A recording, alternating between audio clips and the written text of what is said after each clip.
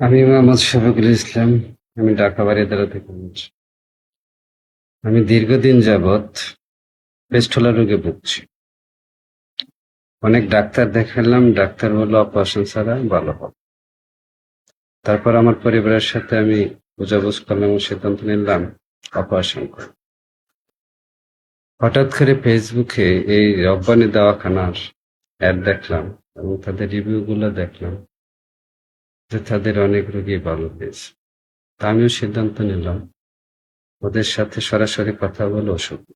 তখন আমি আবদুল্লাহপুর তাদের সাথে সরাসরি দেখা করি এবং তাদের সাথে কথা বলি। এই যে ওষুধখানা, তাদের একটা রিকোয়েস্টের ওষুধ তাদের কাছ থেকে নেই। তারা বলছে 4 মাস খেতে। তখন আমি তাদের কথা মতো 2 মাসের ওষুধ নিয়ে আসি এবং 1 মাস খাওয়ার পরে আমি 80% ভালো হয়ে যাই এবং ওষুধ খাচ্ছি এখনো।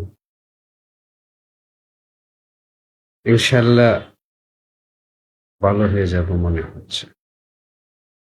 তখন আপনাদেরকেও বলছি যদি এরকম কারো হয় তাদের সাথে যোগাযোগ করে তাদের ওষুধ খেতে পারেন। ইনশাল্লাহ ভালো হবে।